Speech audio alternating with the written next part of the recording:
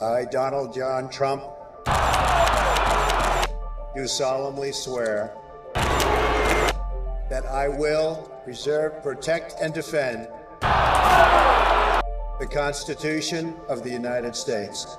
So help me God. I took an oath too, when I joined the U.S. Army and when I became a Capitol Police officer. Guided by that, I served in combat in Iraq to protect our nation. Then again, on the steps of the Capitol, I defended our democracy. What's up, everybody? Major Retired Richard Ojeda here, and Kamala Harris, with her recent ad featuring Capitol Police Officer Aquilino Gonell, has set a clear contrast between the values of service, honor, and commitment to protecting our democracy, and the complete disregard for those values by Donald Trump. Donald Trump sent the attackers that day. We're going to walk down to the Capitol. An out-of-control president trying to steal an election. He lost by millions of votes. I fought and nearly died that day, supporting and defending the Constitution of the United States. And I would do it again, because that's the oath that I took. So help me God. I'm Kamala Harris, and I approve this message. Aquilino Gonell's story is a testament to the oath that officers, soldiers, and civil servants swear to. An oath to protect and defend, to serve with integrity, and to uphold the Constitution, even when it demands courage in the face of violence.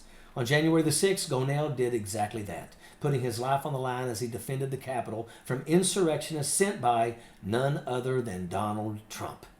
Trump didn't just fail to uphold his oath as president. He actively violated it. On January the 6th, he incited a deadly attack on the very symbol of our democracy. Trump promised to defend this country, but instead unleashed violence upon it. While brave officers like Aquilino Gonell fought to save lives and protect the Capitol, Donald Trump sat watching it all unfold, doing nothing. He didn't call for peace or action to stop the chaos. No, for 187 minutes, he celebrated, smiling as his mob desecrated everything our democracy stands for. This is what defines Donald Trump: selfishness, dishonor, and betrayal of the very principles that should guide a president. His actions are in stark contrast to Kamala Harris's vision for America. Where Trump thrives on division, chaos, and lies, Harris upholds the truth, integrity, and the true meaning of an oath to serve this country. Let's talk about oaths. An oath is not a casual promise. It's not something you make with fingers crossed behind your back. An oath is a commitment to truth, honor, and accountability. It's a pledge to serve a greater good, to protect your neighbors, your country, and to put your own interests aside for the well-being of others. Trump, he mocks the very concept of an oath. His only loyalty is to himself, and he's built his entire political career on lies and deceit. And let's not forget his enablers, people like Lindsey Graham, who have turned their backs on the very values that they once claimed to uphold. Graham, who used to stand for something, now spends his time defending Trump's shameful betrayal of his oath. In fact, Graham recently attacked the military to defend Donald Trump, showing just how far he's willing to go to protect a man who led an insurrection.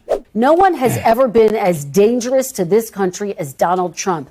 Now I realize he's a total fascist, a fascist to the core. To General Milley, you have a right to your opinion, but I don't fear Donald Trump. I fear what's going on in the world today. If you want the world to stay on fire, vote for her. Senator, but you've known General Milley for years. You've said you have deep deep admiration and total confidence. I think he's wrong. John Kelly, his former chief of staff, has said that former President Trump was telling him to go after his opponents repeatedly. Here he was always telling me that we need to use the FBI and IRS to go after people. It was constant and obsessive. Talking points. I think they're wrong. He's the former chief of staff. I think they're wrong. I think they're totally wrong. I noticed Lindsey Graham for the first time attacking American military on Meet the Press yesterday, military leadership. I also noticed him doing the same thing. Donald Trump is not a danger. He's not really going to do this stuff. All we have to do is ask his chief of staff the first time he was in the Oval Office. We need to ask his White House counsel. We need to ask his attorney general. We need to ask the chairman of the Joint Chiefs of Staff, the highest military leadership in our country. Lindsey Graham knows this. Mike Johnson knows this. He tried to get all of them to do what he is now promising to do. They all said no. And here's what's different. He will not put people like that in the Oval Office next time around. Graham's actions and those of other Republicans like J.D. Vance are nothing short of disgraceful. Lindsey Graham's behavior has left even his former colleagues disgusted. One of them called him out for abandoning any semblance of integrity, choosing instead to defend a man who violated the Constitution. And for what? To protect Trump's ego? To stay in power? It's pathetic, and it's also dangerous. What makes this even worse is that Graham knows better. He knows what a true oath means, but he has chosen to ignore it. He has chosen to side with a man who tried to overthrow democracy itself. That level of moral failure will stain his legacy forever. J.D. Vance couldn't even bring himself to admit that Donald Trump lost the 2020 election. Instead, he dodged, deflected, and spun every question like a cheap con artist caught in a lie. That's the MAGA strategy: lies, conspiracies, false equivalences. They've made an art of manipulating the undereducated, fueling anger and hatred to keep their base fired up. Trump thrives on controlling these people with fear because fear keeps them loyal. It's disgusting, and it's also dangerous. And let's not forget the broader impact of the denial and deception. Trump's followers believe these lies because they've been told repeatedly by people they once trusted. The damage goes beyond a single election or a single riot. It poisons the fabric of our democracy, creating a division so deep that it feels impossible to bridge. This isn't about left versus right anymore. It's about truth versus lies, democracy versus authoritarianism, decency versus hate. Kamala Harris's vision for America is the exact opposite of Trump's. She believes in upholding the oath to serve this country with honor, compassion, and integrity. Harris stands for bringing people together, not tearing them apart. She fights for truth and accountability, not for spreading lies and encouraging violence. That's the future that we need. Leaders who put the country first, who uphold their oaths, and who understand that service means something far greater than power and ego.